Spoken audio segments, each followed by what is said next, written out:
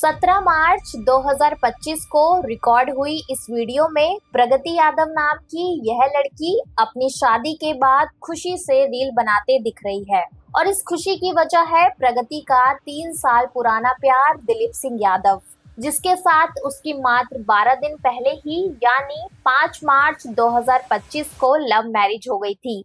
यह खुशी इसलिए भी बड़ी थी क्योंकि काफी कोशिशों के बाद दोनों अपने परिवार को राजी कर इस शादी के बंधन में बंधे थे और 3 दिन के अंदर ही प्रगति ने ससुराल में सबका दिल भी जीत लिया था। दिलीप के घर में खुशियों ने दस्तक दी ही थी, लेकिन किसी को खबर नहीं थी कि इन खुशियों के पीछे पीछे एक मातम भी दबे पांव कदम रख चुका था। 19 मार्च 2025 औरैया के दिव्यापुर में रहने वाले दिलीप की शादी को मात्र 14 दिन ही हुए थे और होली का त्योहार मनाने के बाद ही वह अपने काम पर लौट गया था। दिन भर में सारा काम निपटाने के बाद वो एक रेस्टोरेंट पर खाना खाने के लिए रुका, जहां उसने अपने बड़े भाई संदीप और वाइफ प्रगति को कॉल करके बताया कि उसका बेला गांव में काम खत्म हो गया है और अब वो वापस लौट रहा है। ये कॉल उसने दोपहर के वक्त बेला गांव से की थी और वह दिव्यापुर में अपने घर से सिर्फ 27 किलोमीटर दूर ही था, यानी वो घर से मात्र 40 से 50 मिनट की दूरी पर था। लेकिन देर शाम तक जब दिलीप घर वापस नहीं लौटा तो परिवार वालों ने दिलीप की लोकेशन जानने के लिए उसे कॉल किया, पर उसकी कॉल लगी नहीं। पहले किसी को लगा कि किसी काम से दिलीप कहीं रुक गया होगा, लेकिन देर रात तक भी जब दिलीप घर वापस नहीं लौटा और ना ही उसकी कोई कॉल आई तो सबको बेचैनी होने लगी। इसलिए फिर से सभी ने उसे कॉल किया। इस बार कॉल उठी तो उस तरफ से जो आवाज आई वह सुनकर परिवार वालों के पैरों तले जमीन खिसक गई, क्योंकि दिलीप के फोन से यह कॉल औरैया पुलिस उठाती है, जो उन्हें बताती है कि दिलीप बुरी तरह से घायल है और हॉस्पिटल में एडमिट है। जो शख्स अभी कुछ घंटे पहले सही सलामत था, उसकी ऐसी खबर सुनकर परिवार वालों के लिए एक सदमा ही होगा। खुद को संभालते हुए परिवार हॉस्पिटल पहुंचता है, जहां दिलीप जिंदगी और मौत के बीच झूल रहा होता है। दिलीप की ऐसी हालत देखकर उन्हें समझ नहीं आया कि यह सब कैसे हो गया। साथ ही वो ये सब सोचकर भी परेशान थे कि दिलीप की इस हालत के बारे में वह अपनी बहू प्रगति को कैसे बताएंगे। बहुत सोचने के बाद बड़ी हिम्मत जुटाई। आखिरकार वह प्रगति के घर वालों को दिलीप के इस हादसे के बारे में बताते हैं। प्रगति जैसे ही यह खबर सुनती है, उसके ऊपर पहाड़ टूट जाता है। प्रगति का रो रो के बुरा हाल होने लगता है। उसके घर वाले उसे संभालने की पूरी कोशिश करते हैं, पर उसके आंसू रुकने का नाम नहीं ले रहे थे। वो कैसे भी प्रगति की हिम्मत बांधते हुए उसे हॉस्पिटल लेकर आते हैं, जहां दिलीप एडमिट था। दिलीप को हॉस्पिटल में ऐसी हालत में देखकर प्रगति बुरी तरह से फूट फूट कर रोने लगती है। यह मंजर इतना दर्द भरा था कि उस वक्त हॉस्पिटल में मौजूद गैरों तक को तकलीफ हो गई, लेकिन काल अपनी चाल चल चुका था और समय के साथ दिलीप की हालत बद से बदतर होती जा रही थी। 2 दिन तक जिंदगी से जंग लड़ते लड़ते आखिरकार दिलीप मौत के मुंह में समा गया। 14 दिन पहले हुई शादी की खुशी अभी परिवार पूरी तरह से जी भी नहीं पाया था कि इस हादसे ने इस खुशी के माहौल को मातम में तब्दील कर दिया था। लेकिन वहां मौजूद लोगों को इस बात की भनक नहीं थी कि दिलीप की मौत एक हादसा नहीं बल्कि एक सोची समझी साजिश थी, क्योंकि दिलीप की आई पोस्टमार्टम रिपोर्ट ने ऐसे खुलासे किए जो सच्चाई की परत को खोलते चले गए। रिपोर्ट के अकॉर्डिंग दिलीप के सर पर इतने गहरे वार किए गए थे कि उसका स्कल पूरी तरह से फ्रैक्चर्ड हो गया था। यही नहीं, इतनी चोट देने के बाद उसके सर पर पीछे से गोली मारी गई थी। इस अपराध को इस तरह से अंजाम दिया गया था, उससे यह जाहिर हो रहा था कि यह कोई आम लूटपाट का केस नहीं था, बल्कि कोई गहरी साजिश थी, जिसके तार एक ऐसे शख्स से जुड़े थे जो उन्हीं के परिवार में मौजूद था। Hello everyone, welcome to the show. My name is Shivani and you are watching Auraiya murder case. Auraiya district का रहने वाला 21 साल का दिलीप सिंह यादव अपने 3 भाई संदीप, अक्षय और सचिन के साथ मिलकर अपने पिता सुमेर सिंह यादव के शुरू किए गए हाइड्रा और कन के कारोबार को आगे बढ़ा रहा था। पिता सुमेर सिंह यादव के पास 12 हाइड्रा मशीन और 10 केन्स थी और उनका काम यूपी के 4 डिस्ट्रिक्ट्स में फैला हुआ था। पैसों से धनी यह परिवार अब खुशियों के रंग में भी रंगने वाला था, क्योंकि 5 मार्च 2025 को दिलीप की शादी फफूंद की रहने वाली प्रगति यादव के साथ होने वाली थी। 12th स्टैंडर्ड तक पढ़ी प्रगति यादव कोई और नहीं बल्कि दिलीप के बड़े भाई संदीप की साली थी, जिसके साथ वो 3 साल से रिलेशनशिप में था। लेकिन अपने परिवार को इस शादी के खातिर मनाने के लिए दिलीप को बहुत पापड़ बेलने पड़े थे, क्योंकि पहले तो उसके परिवार को इस रिश्ते के बारे में कोई भनक नहीं थी और इसी वजह से दिलीप के लिए वह लड़की ढूंढ रहे थे। लेकिन जब उन्हें इस रिश्ते के बारे में पता चला तो उन्होंने इससे इनकार कर दिया।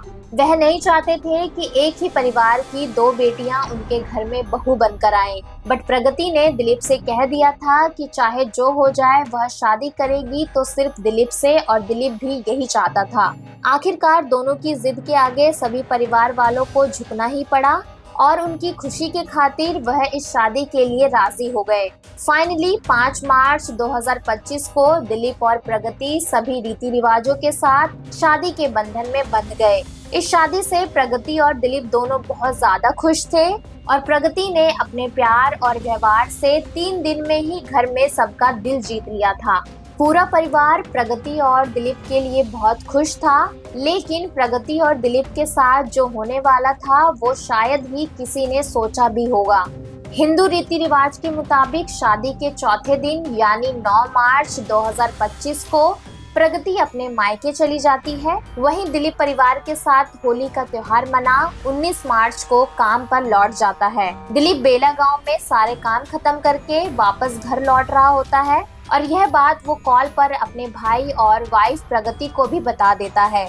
जहां एक तरफ दिलीप के घर वाले उसका इंतजार कर रहे होते हैं, वहीं पलिया गांव के पास गेहूं के खेत में 2 गांव वालों को अधमरी हालत में एक आदमी पड़ा मिलता है। उसे मरा हुआ सोचकर वो दोनों डर के मारे वहां से भाग जाते हैं और बाकी गांव वालों को इकट्ठा कर उस जगह लेकर आते हैं। उस आदमी को बुरी हालत में देख गांव वाले तुरंत इस घटना की सूचना पुलिस तक पहुंचाते हैं, जो वहां फौरन एम्बुलेंस को साथ लेकर पहुंचती है। मेडिकल स्टाफ जब उसे चेक करता है तो उसकी सांसें अभी तक चल रही होती हैं। इसलिए बिना कोई देरी किए वह उसे एम्बुलेंस से तुरंत हॉस्पिटल लेकर जाते हैं और उसका इलाज शुरू करवाते हैं। पुलिस मामले की तहकीकात शुरू ही करती है कि उस आदमी की जेब से मिला फोन बजने लगता है। पुलिस जब फोन रिसीव करती है तो कॉल के उस तरफ कोई और नहीं बल्कि दिलीप के परिवार वाले होते हैं। दिलीप के घर में कोहरम मच जाता है और सभी भागते हुए हॉस्पिटल पहुंचते हैं, जहां उसकी हालत देख हॉस्पिटल में रोना पिटना शुरू हो जाता है। तभी डॉक्टर पुलिस को इन्फॉर्म करते हैं कि किसी ने दिलीप के सर पर गहरे वार किए हैं और उसे गोली भी मारी है। शुरुआत में पुलिस इसे एक एक्सीडेंटल केस मानकर चल रही थी, पर सर में बुलेट का मिलना पुलिस को एक बड़ी साजिश की ओर इशारा कर रहा था। यानी पहले दिलीप को बेरहमी से पीटा गया था और फिर उसे गोली मार दी गई थी। इसी वजह से पुलिस जब दिलीप के परिवार से पूछती है कि क्या दिलीप की किसी के साथ दुश्मनी थी, तो वह इस बात से इनकार करते हुए कहते हैं कि उनका लड़का बहुत सीधा था और वह सिर्फ अपने काम से मतलब रखता था।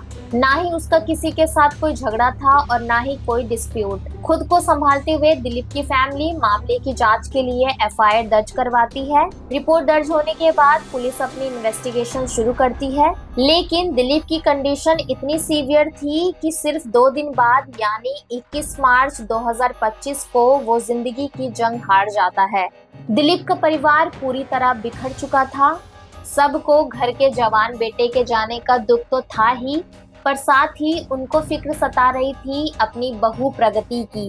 मात्र 20 साल की उम्र में विधवा हुई प्रगति का रो रो के बुरा हाल हो गया था। जिस दिलीप के साथ उसने 7 जन्मों की कसमें खाई थी, उसके साथ वो ठीक से रह भी नहीं पाई। दिलीप की पोस्टमार्टम रिपोर्ट आ गई थी और उसे जिस ब्रुटैलिटी से मारा गया था वह जान के पुलिस के भी कान खड़े हो गए थे। पूछताछ के बाद पुलिस को यह तो क्लियर हो गया था कि दिलीप के साथ बेला और दिव्यापुर के बीच में ही यह एक्सीडेंट हुआ है। सो इसके लिए पुलिस त्रिनेत्र सिस्टम का यूज करती है। ऑपरेशन त्रिनेत्र उत्तर प्रदेश गवर्नमेंट के द्वारा शुरू किया गया एक अभियान है जिसके तहत हजारों कैमरास, स्ट्रेटेजिक पॉइंट्स, क्राइम के हॉटस्पॉट, डार्क स्पॉट्स और हाईवेज में इंस्टॉल किए गए हैं और यह सभी कैमरास कंट्रोल रूम में कनेक्टेड हैं। पुलिस इसी सिस्टम का यूज कर उस रूट को खंगालना शुरू करती है जिसमें दिलीप बेला से घर वापस लौटते दिखा हो। साथ ही दिलीप के अपने भाई से हुई आखिरी बार कॉल की टाइमिंग्स के आसपास की फुटेज को भी चेक करती है। पुलिस उस रूट के सभी सीसीटीवी खंगालने में लगी होती है कि तभी उन्हें पलिया गांव की तरफ जाने वाली सड़क में लगे कैमरे फुटेज में दिलीप बाइक पर दो लोगों के साथ जाते दिखता है। दिलीप के साथ यह दो लोग कौन थे, यह जानने के लिए जब पुलिस उनकी आइडेंटिफिकेशन शुरू करती है तो जो इन्फॉर्मेशन उन्हें मिलती है वह बेहद शॉकिंग होती है। दिलीप को बाइक पर बिठाकर ले जा रहा शख्स एक बहुत ही खतरनाक मुजरिम और हिस्ट्री शीटर रामजी नागर था, जो कई संगीन अपराधों के सिलसिले में जेल जा चुका था और उस वक्त बेल के चलते बाहर आया था। दिलीप जैसे सीधे साधे आदमी के साथ एक ऐसा खतरनाक मुजरिम का देखा जाना अपने आप में एक रेड सिग्नल था। इसलिए पुलिस की एक टीम बिना देरी किए रामजी नागर को खोजती है और उसे पकड़कर पूछताछ करना शुरू कर देती है। पहले तो रामजी नागर कुछ भी नहीं कबूलता है, लेकिन जब पुलिस अपने तरीकों से पूछताछ करती है तो वह उन्हें बताता है कि उसे दिलीप के मर्डर का कॉन्ट्रैक्ट अनुराग यादव नाम के शख्स ने दिया था। अनुराग यादव, दिलीप के घर वाले इस नाम के किसी भी शख्स को नहीं जानते थे और यह बात पुलिस के पूछने पर उन्होंने बताई तो पुलिस भी हैरान थी। पुलिस इस अनुराग यादव को खोजना शुरू करती है और उस हिस्ट्री शीटर की निशानदेही पर आखिरकार उसे पकड़ भी लेती है।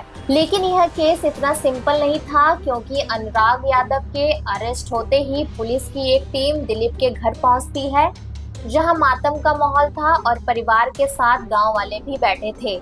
पुलिस ऑफिसर दिलीप की वाइफ प्रगति को बुला उससे कुछ पूछताछ करने लगती है। परिवार वालों को लगा कि केस के सिलसिले में वो प्रगति से सवाल कर रहे होंगे, लेकिन तभी अचानक पुलिस टीम के साथ आई लेडी कांस्टेबल प्रगति का हाथ पकड़ उसे अपने साथ ले जाने लगती है।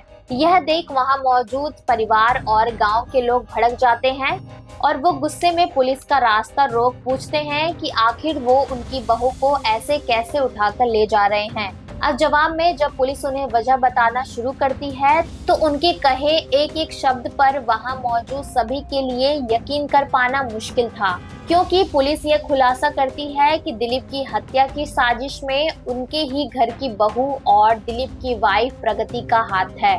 पहले घर के छोटे बेटे की मौत और फिर उनकी मौत में उनकी बहू का ही हाथ होना, यह सुनते ही पूरे परिवार की जिंदगी में भूचाल आ जाता है। सभी के लिए यह समझ से परे था कि जिस दिलीप से प्रगति 3 साल से रिलेशनशिप में थी और जिसके लिए उसने सभी से जिद कर अपनी मर्जी से मात्र 15 दिन पहले ही शादी कर दिलीप के साथ जिंदगी की नई शुरुआत करने जा रही थी, आखिरकार उसी ने दिलीप को मौत के घाट उतरवा दिया। प्रगति के इस खूनी खेल की जो वजह सामने निकल कर आई थी, वह दिखाया गया कि कैसे आज के दौर में प्यार को इंसानी रूप इन हैवानों ने अपने लालच के लिए सिर्फ एक खेल बनाकर रख दिया है। इस केस को पूरी तरह से समझने के लिए चलते हैं साल 2020 में, जहां से इसकी शुरुआत हुई। साल 2020 फफूंद की रहने वाली प्रगति के घर से सिर्फ 100 मीटर दूर ही अनुराग यादव रहता था। 29 साल का अनुराग झिंझक से बीएससी करने के बाद गांव में ही रहने लगा था। उसके पास कोई काम धंधा भले ही नहीं था, लेकिन अपनी झूठी शान भरी जिंदगी का दिखावा जरूर करता था। ब्रांडेड कपड़े और जूते पहनना, महंगी गाड़ियों से गांव में घूमना, फ्लाइट से ट्रैवल करना और महंगे होटल में रुकना। अनुराग ऐसी जिंदगी का शो ऑफ कर इसका रुबाब पूरे गांव में झाड़ता था और वह यह सब अपने दोस्तों और रिश्तेदारों के पैसों से करता था, क्योंकि असलियत में तो उसके पास खुद की एक बाइक तक नहीं थी। इन रियलिटी वह अपना खर्चा चलाने के लिए ट्रैक्टर भी चलाता था। अनुराग की इस झूठी रहन सहन को देखकर प्रगति उससे अट्रैक्ट होने लगी थी। दोनों के घर भले ही आसपास थे, पर दोनों के परिवारों के बीच काफी दूरियां थी। जमीन के विवाद के चलते दोनों परिवारों के बीच कई बार झगड़ा भी हुआ था और मामला पुलिस तक पहुंच गया था। यही वजह थी कि दोनों परिवारों के बीच कई पीढ़ियों से दुश्मनी चलती आ रही थी। इन विवादों के चलते प्रगति सरेआम अनुराग से बात नहीं कर पाती थी, लेकिन उसे देखा जरूर करती थी। वहीं अनुराग भी प्रगति को पसंद करता था। एक दिन जब प्रगति जानवरों का चारा देने गई तो अनुराग मौका पाकर एक चिट पर अपना नंबर लिखकर प्रगति को पकड़ा देता है और उसे फोन करने को कहता है। अब प्रगति के पास खुद का कोई फोन तो था नहीं, इसलिए अपने घर वालों के सो जाने के बाद अपने पिता के फोन से अनुराग को कॉल कर उससे बात करती है। यह सिलसिला कई दिनों तक चला। फोन पर शुरू हुई बातें मुलाकातों में तब्दील होने लगी। प्रगति की मौसी का घर औरैया शहर के पास था, जहां वो अपनी मां के साथ अक्सर जाया करती थी। वो मौसी के घर से साईं मंदिर जाने के बहाने निकलती थी और अनुराग को मिलने के लिए बुला लेती थी। फिर दोनों इसी होटल में हर बार मिला करते थे। दोनों के बीच शुरू हुई आशिकी इस हद तक आगे बढ़ गई कि प्रगति के कहने पर अनुराग ने अपना असली नाम मनोज नारायण को बदलकर अनुराग यादव रख लिया था। शुरुआत में तो प्रगति और अनुराग के इस रिलेशन के बारे में उनके घर वालों को कोई भनक नहीं लगी, लेकिन ज्यादा दिन तक यह सच छुप नहीं पाया और यह बात दोनों के घर तक पहुंच गई।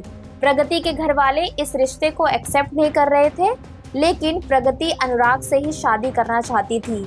इसी वजह से प्रगति का आए दिन अपने घर वालों से झगड़ा होता रहता। अनुराग से शादी की सनक उसके अंदर इस कदर बढ़ चुकी थी कि सबको डराने के लिए वो अपनी नस तक काट चुकी थी। अनुराग जिस हाई फाई लाइफस्टाइल के सपने प्रगति को दिखा रहा था, वो उन्हीं को सच मान बैठी थी और उसे लगता था कि अनुराग के साथ उसकी लाइफस्टाइल एक फेरी टेल जैसी होगी। लेकिन यही सिर्फ उसके बड़े सपनों की वजह नहीं थी। प्रगति की बड़ी बहन पारुल की शादी 2019 में एक करोड़पति घराने में हो गई थी। वह अपनी बहन को अच्छी जिंदगी और सारे शौक पूरे करते देखती थी।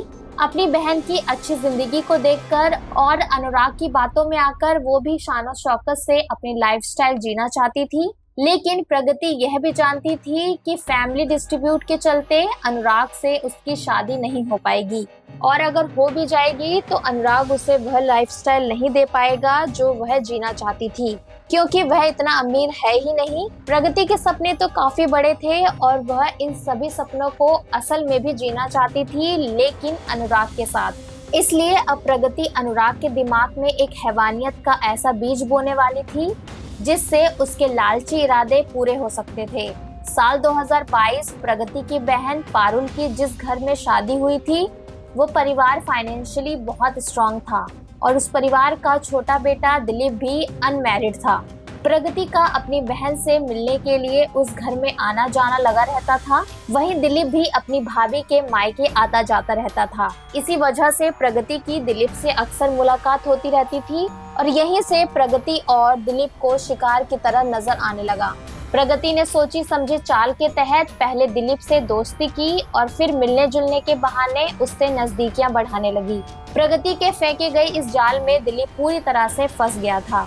प्रगति अपने असली इरादों को छुपा दिलीप के साथ कुछ हफ्ते, कुछ महीने नहीं बल्कि 3 साल तक प्यार का नाटक करती रही। सरप्राइजिंगली इस नाटक के बीच उसने दिलीप को अनुराग से भी मिलवाया और न सिर्फ मिलवाया बल्कि दोनों के बीच दोस्ती भी करवा दी, क्योंकि जब इन्वेस्टिगेट किया तो पाया कि अनुराग और दिलीप एक दूसरे को इंस्टाग्राम पर फॉलो करते थे। इतना ही नहीं, दिलीप अक्सर अनुराग की पोस्ट की गई फोटोज में कमेंट भी करता था। दिलीप को तो इस बात का जरा सा भी अंदाजा नहीं था कि जिस अनुराग को वह अपना दोस्त बता मिलवा रही है, वो असल में प्रगति से किस हद तक जुड़ा है। अनुराग और प्रगति ने मिलकर दिलीप के भोलेपन का फायदा उठा रखा था। जहां एक तरफ प्रगति दिलीप से प्यार का नाटक कर रही थी, वहीं पीठ पीछे वो अनुराग के साथ हर तरह से रिलेशनशिप में थी। इधर प्लान के हिसाब से प्रगति दिलीप को विश्वास दिला चुकी थी कि वह उससे बहुत प्यार करती है और उसके बिना जी नहीं सकती। अनफॉर्चुनेटली दिलीप प्रगति के बिछाए इस जाल में फंसता चला गया। यहाँ तक वो प्रगति से शादी के लिए अपने घर वालों के अगेंस्ट जाकर जिद पर अड़ गया कि वह शादी करेगा तो प्रगति से ही। कितनी दुख की बात है कि जहाँ एक तरफ यह लड़का प्यार के लिए अपने घर वालों को मनाने के लिए उनसे लड़ रहा था, उधर यह धोखेबाज लड़की प्यार के नाम पर चक्रव्यूह बना रही थी, उसे खत्म करने की साजिशें रच रही थी। आखिरकार उसका आधा प्लान तो सक्सेसफुली पूरा हो गया जब दिलीप के घर वालों की मंजूरी से दोनों की शादी हो गई। यह लड़की इतनी शातिर थी कि उसने इस चेहरे के पीछे अपने असली रंग को छुपा रखा था। जहां उसका शैतानी दिमाग दिलीप को खत्म करने में लगा था, वहीं वह चेहरे पर मुस्कुराहट ओढ़े दिलीप के घर वालों का दिल जीत रही थी। सारी रस्में पूरी हो जाने के बाद प्रगति चौथी के बाद घर चली जाती है, पर उसके लौटने की असली वजह यह भी थी कि वह अनुराग से मिलने के लिए तड़प रही थी। 17 मार्च को प्रगति उसी होटल में जाती है जहां वह हमेशा अनुराग से मिला करती थी, और वहीं पर वह यह रील रिकॉर्ड करती है। देखने में तो लगेगा कि प्रगति अपनी शादी से खुश है, पर इस हंसी के नकाब को पहने वो इस होटल में बैठकर अपने प्लान को आखिरी अंजाम तक पहुंचाने वाली थी। शुरू से ही प्रगति की प्लानिंग थी कि दिलीप को प्यार के जाल में फंसाने के बाद उसको मारकर खत्म कर देंगे, और वह यह सब इसलिए कर रही थी क्योंकि वह दिलीप की करोड़ों की दौलत पाना चाहती थी, ताकि उस दौलत से अनुराग के साथ रहकर ऐशो आराम की जिंदगी जी सके। इसलिए वह ऐसी तरकीबें सोचने लगी कि दिलीप मर भी जाएगा और उन पर कोई शक भी नहीं जाएगा। इस मर्डर को एग्जीक्यूट करने के लिए अनुराग ने अपने मौसेरे भाई दुर्लभ यादव को इस प्लान का हिस्सा बनाया, जो कि लड़ाई झगड़े और क्रिमिनल बैकग्राउंड का था। दुर्लभ ने पूरे मामले को समझने के बाद अपने दोस्त और हिस्ट्री शीटर रामजी नागर को हायर किया, और रामजी ने दिलीप को मारने के लिए 2 लाख की सुपारी ली, जिसमें 1 लाख काम से पहले और 1 लाख काम हो जाने के बाद। पर दिक्कत यह थी कि अनुराग और प्रगति के पास इतने पैसे नहीं थे, इसलिए प्रगति ने दिमाग लगाकर मुंह दिखाई में मिले 70,000 अपने पास ही रख लिए, और बाकी बचे 3,000 उसने दिलीप से ही मांग लिए थे। अपने प्यार, अपने होने वाली बीवी के इरादों से अनजान दिलीप को बिल्कुल भी भनक नहीं थी कि उसी के पैसों से उसी की मौत का सौदा किया जा रहा है। एक तरफ प्रगति ने 1 लाख का इंतजाम कर लिया, तो दूसरी तरफ अनुराग बाकी के बचे 1 लाख जुटाने में लग गया। मर्डर कॉन्ट्रैक्ट के पूरे पैसे इकट्ठा हो जाने के बाद अब इस साजिश में 5 लोग शामिल हो गए थे, जिसमें अनुराग, प्रगति के अलावा दुर्लभ यादव, मिस्ट्री शीटर रामजी नागर और उसका दोस्त शिवम यादव था। अब यह लोग सही मौके का इंतजार कर रहे थे कि कब दिलीप अपने घर से काम पर निकले और उसे इस तरह मौत के घाट उतारा जाए कि दिलीप की डेथ लोगों को मर्डर नहीं बल्कि कोई हादसा नजर आए। 19 मार्च 2025 को जब दिलीप ने बेला गांव से वापस लौटने से पहले प्रगति को कॉल की, तो प्रगति ने तुरंत ही अनुराग को दिलीप की लोकेशन बता दी। अनुराग दिलीप की पहचान कराने रामजी नागर, दुर्लभ और शिवम को उस लोकेशन तक लेकर गए, और उसकी पहचान कराने के बाद खुद वहां से वापस लौट आए। इसके बाद यह तीनों दिलीप का पीछा करना शुरू करते हैं, जो इस सीसीटीवी फुटेज में साफ नजर आ रहा है। दिलीप का पीछा करते करते वो सुनसान जगह में उसकी हाइड्रा रुकवाते हैं और उससे रिक्वेस्ट करने का नाटक करते हैं कि उनकी कार खराब हो गई है, इसलिए उन्हें उसकी मदद चाहिए।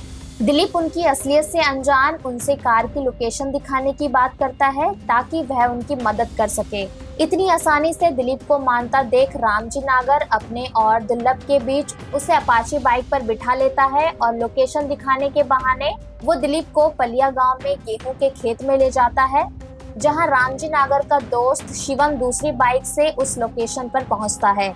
दिलीप उस खेत में चारों तरफ नजर फेरता है, लेकिन उसे वो कार नहीं दिखती जिसके लिए उसे लाया गया था। वह कुछ समझ पाता इससे पहले ही वह तीनों मिलकर उस पर हमला कर देते हैं। पहले वह लोग उसे मारते पीटते हैं, फिर बंदूक की बट से उसके सर पर कई वार करते हैं।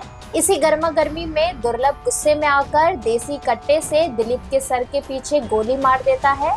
सभी को लगता है कि दिलीप मर चुका है, इसलिए वह तीनों उसकी बॉडी को गेहूं के खेत में ही छोड़कर भाग जाते हैं। लेकिन दिलीप सर पर मारी गई उस गोली से मरता नहीं है, क्योंकि जैसे मूवीज में दिखाया जाता है कि सर पर गोली लगने से हर बार इंस्टेंट मौत हो जाती है, असलियत में यह हकीकत से कोसों दूर है। इंस्टेंट डेथ के लिए ब्रेन स्टेम और ब्रेन टिश्यूज का बुरी तरह डैमेज होना जरूरी है। इस केस में दिलीप को जिस गट्टे से मारा गया था उसमें 315 बोर की बुलेट का यूज हुआ था, जो लीथल तो होती है लेकिन उसमें मिलिट्री ग्रेड वेपन्स जैसी प्रिसीजन और पावर नहीं होती है। हिस्टोरिकल केसेस जैसे American railway worker Phineas Gage case को दिखाया जाए तो उसके स्कल में 3 फुट लंबा आयरन रोड घुस गया था और ट्रीटमेंट के बाद वो 12 साल तक जिंदा रहा। 315 बोर की बुलेट से दिलीप की तुरंत मौत नहीं हुई, बल्कि उसकी डेथ का रीजन उसके सर में दी गई वो चोटें थी, जिसके चलते उसका स्कल फ्रैक्चर हो गया था और इन्हीं हमलों में उसका ब्रेन डैमेज हो गया था, जिसके बाद 2 दिन हॉस्पिटल में अपनी जिंदगी की लड़ाई लड़ते लड़ते उसकी जान चली गई। प्रगति और अनुराग के हिसाब से तो उन लोगों ने प्लान को बहुत होशियारी से एग्जीक्यूट कर लिया था, लेकिन पुलिस को मिली सीसीटीवी फुटेज से वो लोग एक एक कर पकड़े गए और उनकी साजिश से पर्दा भी उठ गया। रामजी, प्रगति और अनुराग के अरेस्ट होने की खबर फैलते ही दुर्लभ और शिवम यादव फरार हो गए थे, इसलिए पुलिस ने उन्हें पकड़ने के लिए उन दोनों पर 25-25 हजार का इनाम निकाल दिया। इसके साथ ही पुलिस ने कई जगहों पर चेक पॉइंट्स भी बना दिए थे। आखिरकार 27 मार्च 2025 की रात को सहबाजपुर बम्बा एरिया में बने पुलिस चेक पोस्ट को जब दुर्लभ और शिवम क्रॉस करने की कोशिश करते हैं तो पुलिस उन्हें पहचान लेती है। वो वहां से भागने लगते हैं। पुलिस उन्हें पकड़ने के लिए जैसे ही उनका पीछा करती है तो वहां दोनों पुलिस पर फायरिंग शुरू कर देते हैं। जवाबी फायरिंग में पुलिस दोनों के पैरों में गोली मार उन्हें दबोच लेती है। पुलिस को इनके पास से 2 पिस्टल, लाइव कार्ट्रिजेस, एक बाइक, 2 मोबाइल फोन, आधार कार्ड और 3000 बरामद हुए। फिलहाल इन पांचों पर BANS के सेक्शन 1031 यानी पनिशमेंट वॉर मर्डर, सेक्शन 612 यानी क्रिमिनल कॉन्स्पिरेसी और सेक्शन 35 की धाराएं लगाई गई, जिसमें अगर क्राइम प्रूव होता है तो इन सबको फांसी या उम्र कैद हो सकती है। लेकिन जैसा मैं हर बार कहती हूँ कि असल में क्या होगा यह तो वक्त ही बताएगा, क्योंकि यह केस यह भी दिखाता है कि कैसे हमारा कानून संगीन जुर्म में सजा काट रहे क्रिमिनल को बेल दे देता है, जिसके बाद वह बाहर आते ही एक और जान ले लेता है। शायद इसी सिस्टम की वजह से आज समाज में अपराधी बेखौफ हैं, क्योंकि उन्हें विश्वास है कि इस देश में तो आप मर्डर करने के बाद भी बेल पर वापस बाहर आ जाते हैं। प्रगति और अनुराग ने क्राइम को जिस तरह से कमिट किया वह तो इस तरह का था कि मानो दोनों को कानून का कोई डर ही ना हो। असल मामले में तो प्रगति ने कभी अनुराग से भी सच्चा प्यार नहीं किया था, बल्कि उसे प्यार था उस दिखावे भरी जिंदगी से जिसे देखकर वह अनुराग से अट्रैक्ट हुई थी और उन्हीं झूठे सपनों की दुनिया को वो असलियत में जीना चाहती थी। इसमें अनुराग भी कम गुनहगार नहीं है, क्योंकि वह एक ऐसा शख्स था जो बिना मेहनत के ऐशो आराम वाली जिंदगी चाहता था और बस दूसरों के पैसों पर जीता था। इसी झूठी जिंदगी को जीने के लालच में प्रगति ने पहले दिलीप जैसे सीधे साधे लड़के को अपने प्यार के जाल में फंसाया, फिर इस प्यार के खेल को पूरे 3 साल तक खेला। दिलीप इसे सच्चा प्यार समझकर उससे शादी करने के लिए अपने परिवार से लड़ने को तैयार हो गया, लेकिन प्रगति दिलीप की दौलत के लालच में इतनी अंधी हो चुकी थी कि वह सही और गलत का फर्क भूल चुकी थी। उसे इतना भी ख्याल नहीं आया कि वह अपनी बहन के घर को ही बर्बाद कर रही है और उसने अपनी बहन की जिंदगी भी नर्क बना दी। और आखिरकार में इस केस ने एक बार फिर यह साबित कर दिया कि जब मोहब्बत के नाम पर लालच पैदा हो जाती है तो सिर्फ दिल नहीं जिंदगियां बर्बाद होती हैं। वो कहते हैं ना कि प्यार अगर सौदा बन जाए तो रिश्तों का बाजार लग जाता है। ऐसी ही क्राइम से रिलेटेड वीडियो देखना अगर आप पसंद करते हैं तो आप हमारे चैनल को सब्सक्राइब कर सकते हैं। धन्यवाद।